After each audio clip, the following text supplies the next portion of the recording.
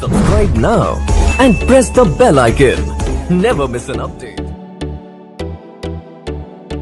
बिस्मिल्लाहिर्रहमानिर्रहीम, अस्सलाम वालेकुम जी। आज हम फूड स्ट्रीट शकरकंदी चाट बनाना सीखेंगे, तो चलते हैं अपनी रेसिपी की जानब। मिठी चटनी, आलू बुखारा, नारदाना।